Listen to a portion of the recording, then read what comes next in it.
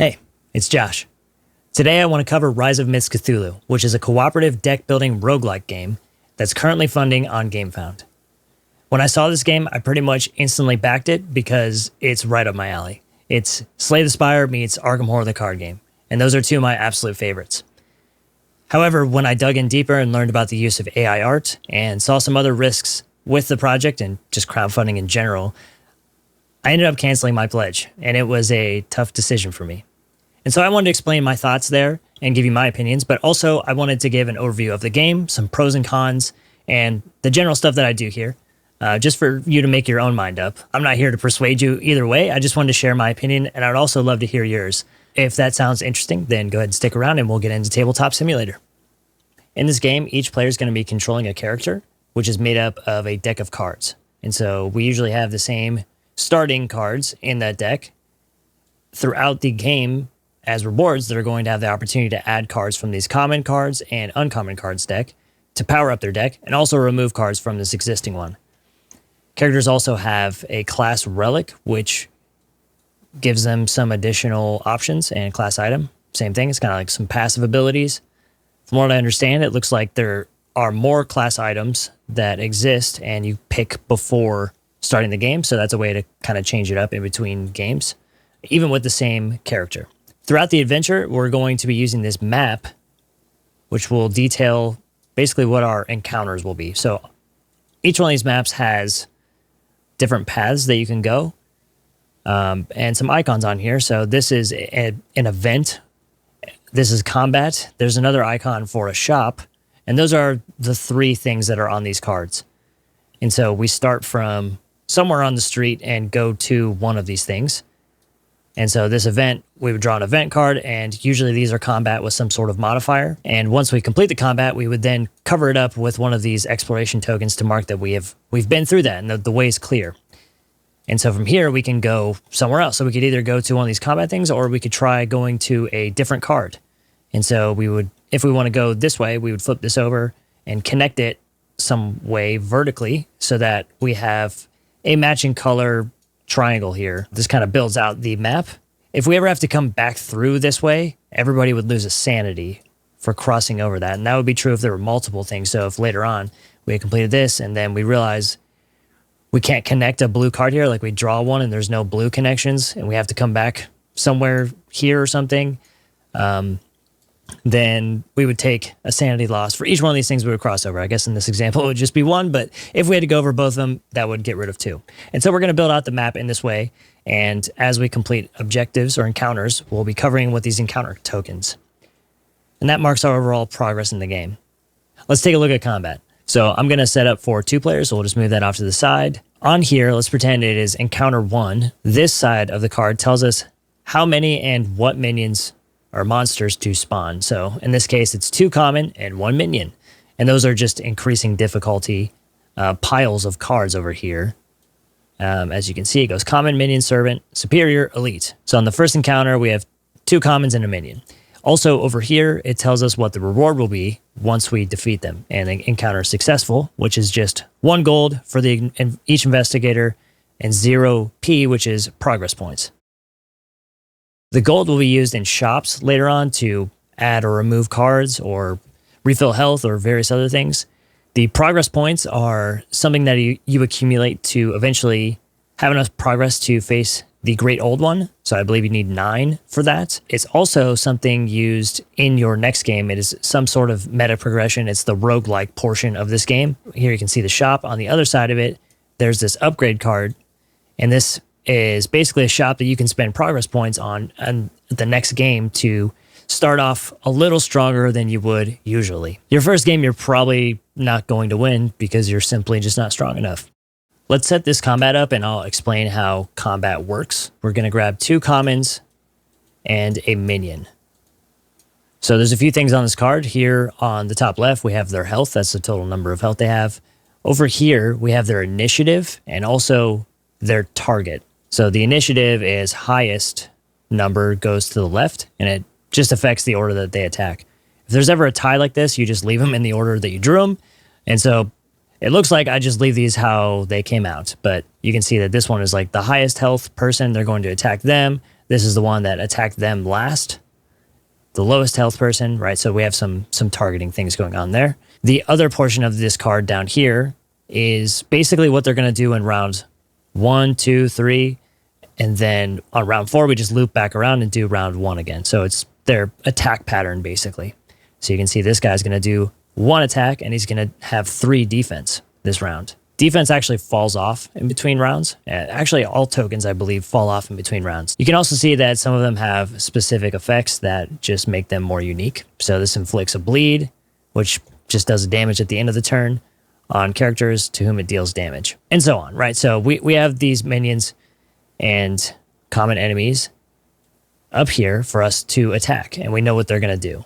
So on your turn, you're going to draw 6 cards, and there are 3 different suits of cards. There's attack ones, defense with the blue, then there's a hybrid attack and defense with purple, and then over here we have the skill card, which is yellow. This just lets you do things that aren't attacking or defense, right? This one inflicts some tokens, for example, or some statuses.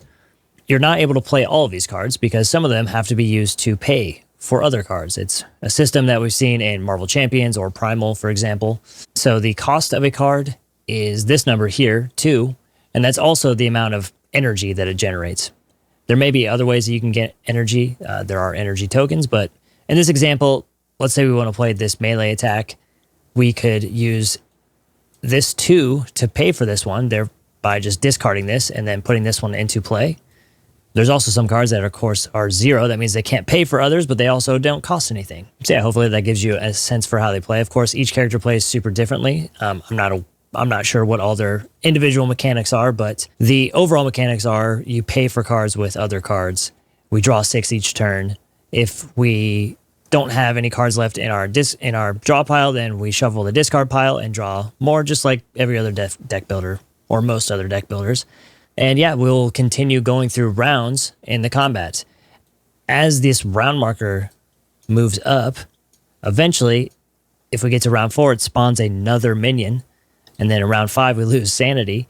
And round 6, another minion, and so on. Combat kind of ramps up. You want to finish it sooner rather than later, right? When combat is done, then you'll gain those rewards, and you'll continue forth, and you'll do that until you have enough progress points to fight Cthulhu himself. He will also spawn automatically if we ever get to the 14th encounter, and that's detailed on this card here.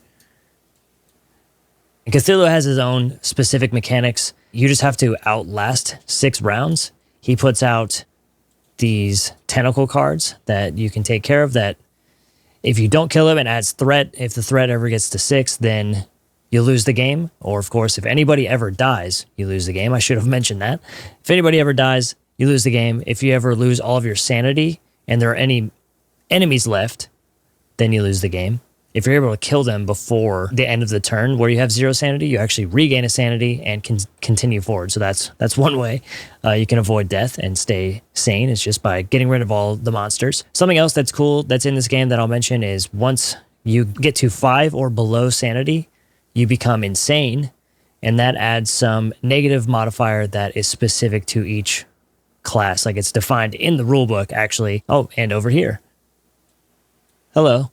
For the seer, for example, while they're insane, she must play the divination effect on all her cards, and each time she fails one, she gets some token in addition to any other effect. I have no idea what that means, but it's something that's specific to her power. Similarly, for health, if you get to 5 or below, you become wounded, and there are some game effects that will interact with that directly, but it's not immediately a debuff like sanity is. It would just come out in, for example, this class item, or on other cards that will say, if your character is wounded, then this happens. So yeah, hopefully that gives you enough overview of the game. There are different statuses, and there's a lot more nuance to the characters and what they do and the actual individual mechanics, but I don't want this overview to get too long, so let's talk about pros and cons. The game seems fairly streamlined and accessible, and I think that is the biggest win, just how quickly you can get it to the table. It looks like it's mostly cards, so it's just shuffling up a few decks, picking your characters, and you're pretty much ready to go. There's also a token tray that can help organize those tokens and keep them organized so you don't have a million plastic bags, so that seems pretty useful. I'm not sure if that's actually in the base game, but it's definitely in the deluxe version. we'll have to take a look at that in a second. I think getting this to the table will be pretty breezy. Even if you haven't played it for some time, I think getting it back to the table is not going to be a big ask because of how streamlined the rule set is. The second thing is that the presentation and the overall theme and cohesion of style, regardless of if it's AI art, I think they did a pretty good job of bringing it all together and making it feel like one world. It brought me into this game for sure. I don't know if I'd be as interested if it wasn't Cthulhu and Arkham. So yeah, it was a win for me. And it may be for you, it may not be. Art, of course, is subjective, but I'm going to list it as a pro. I think objectively they at least have a unified style. The third thing is the character variety. So in the base game, there are 4 characters, and it seems like they all play pretty differently. They have their own unique mechanics and upgrade decks, and hopefully there's some flexibility in those upgrade decks to have different build paths with those characters. So I think from game to game, picking a new character will make it feel pretty different and should give you reasons to come back, basically. The final thing isn't a gameplay pro, but it is the price, and I think it's pretty fair for what you're getting here. We'll cover it a little bit more when we get to the Gamefound campaign itself, but I think for comparing it to games of a similar ilk, I think it's pretty reasonable what they're asking for.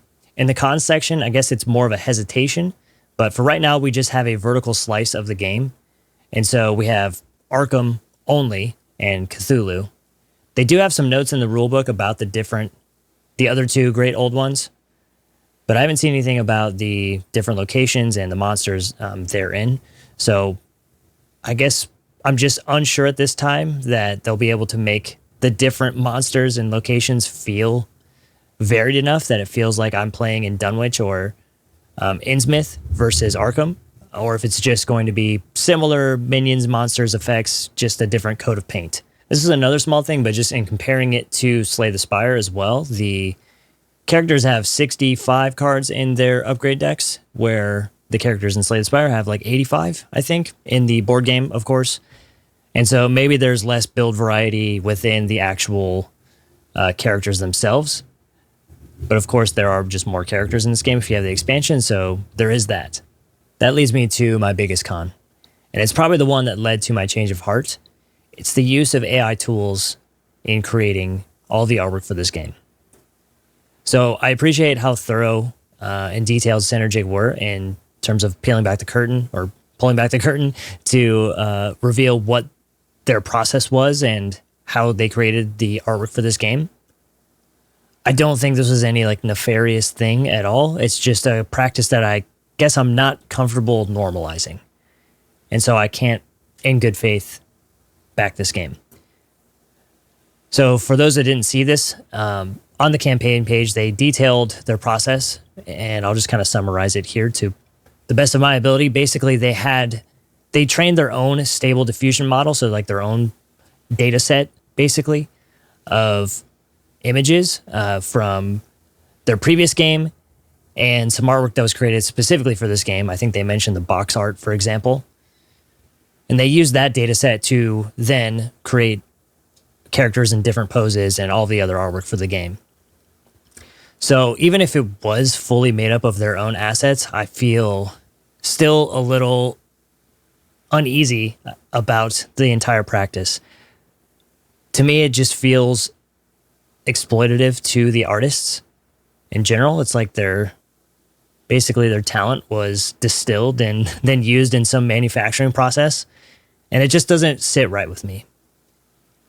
Again, I don't think the developers were like malicious in doing this or whatever. They saw this as a tool and a way for them to create this game.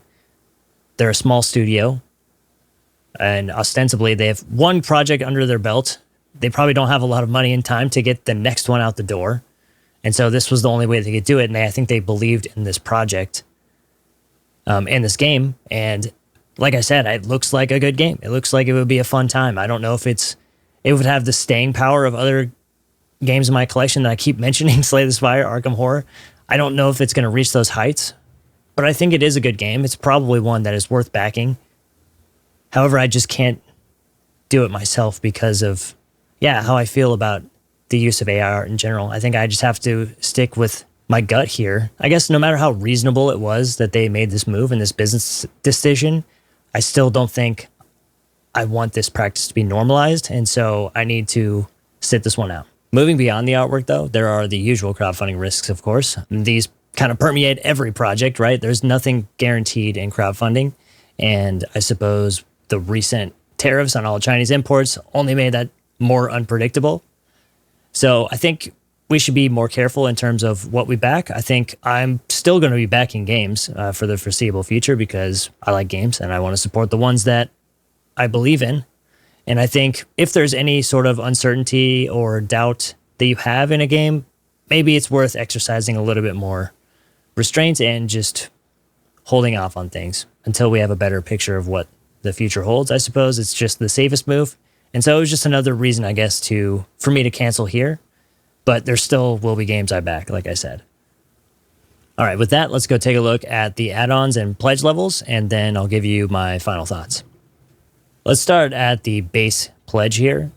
And it comes with one of the expansions. So that's nice. And I like I was saying, I feel like the price on this one is, on this entire campaign, I think it's pretty reasonable for what you're getting. I can't tell. I was looking at this page. I don't know if there's actually any organizer. It doesn't really seem like it's going to be to the same level as the deluxe one. So maybe you will need plastic bags for these tokens. But I mean, that's something to legitimately consider, right? How fast does a game get to the table? I think it's an important consideration to me. Also, shelf space is something that I consider a lot. And so in comparing this to the other box, this one is a lot smaller. There might eventually be 3D printed solutions that will make this more manageable, or you could get another container to store these things to make it easier to set up. I'm a big fan of like the GameGenic token silos. So I don't know, there are of course other things on the market, or you could 3D print one of those or a Plano box, you know?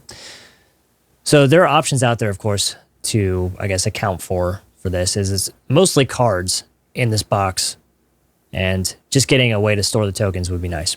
The one thing that is a bummer about this level, and I guess the campaign overall, is that this Nightmare expansion is not the one that contains more characters. And that expansion is not individually purchasable. As far as I can tell, there's not a way to actually get this smaller box and get the separate expansion, Echoes of Darkness, in a single box, right? It doesn't exist currently as an add-on. Sorry, let me scroll down here. It's not here. That's kind of a bummer, right? It's sort of pushing you towards, if you want that, you have to have the Arkham Pledge level, which, you know, I get it, right? There's only so many things that they can offer before it becomes unmanageable, but this has only been pledged 70 times, so it's something that exists to kind of push you slightly towards just get the deluxe box. It's going to be a much nicer experience. And maybe it is. I don't know. I like to have the option. This is probably the game that will end up in retail if it doesn't end up in retail. So they're going to print these regardless. You're getting this Nightmare expansion for free. This Nightmare expansion looks like it's going to be pretty small overall. 24 cards and some dashboards. There's probably some more in the stretch goals, I guess. It looks like it's just some more difficulty modifiers and foil cards for your class relics, which that's cool. I don't mind it, but this is by no means a necessary expansion, and so that's why I'm saying it's kind of a bummer that the other one is not going to be available. Maybe if this does really well, they would sell that in retail. I'm not certain, but maybe they're planning on not even making this a physical product, because it does, I believe it says it's a Synergic exclusive. So it's tough to recommend this level, I guess. Like I was saying, I like that the box is smaller, but it's just a bummer that you can't get the 4 more characters, which makes this game a lot more replayable. So moving on to the Arkham Pledge, this is where we get this huge coffin of a box. And so one of the reasons that it is so large is because it contains space to hold the cards, dashboards, tokens, playmats.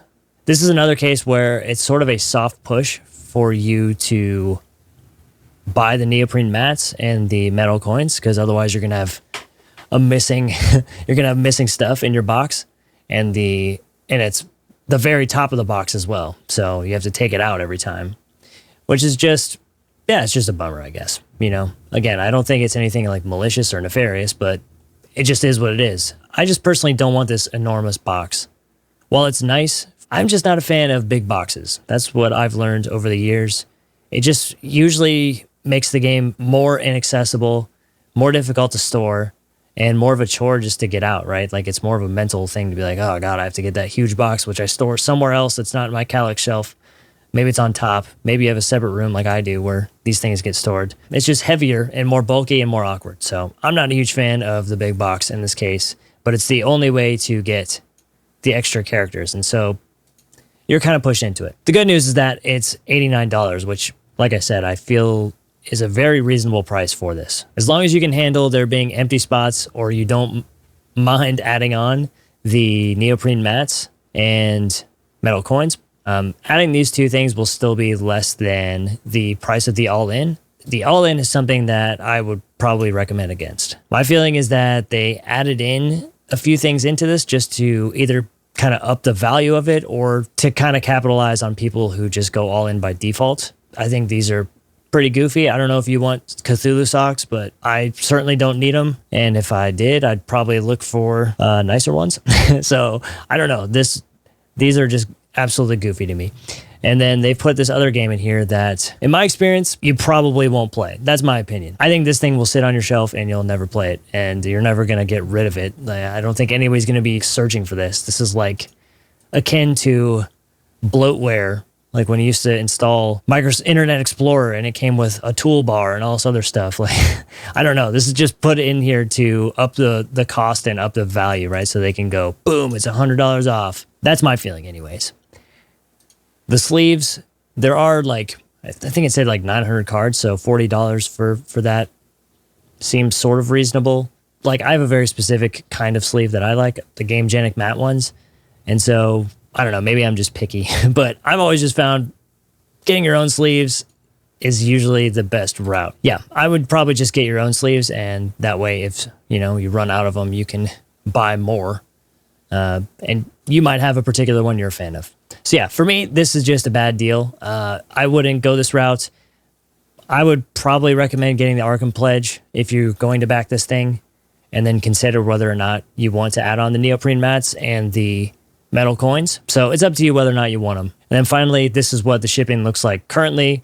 I do expect that will change, of course. There's no way to really know what this will look like when this project is going to be delivered. Let's see, when are they estimating this? March 2026, so about a year from now.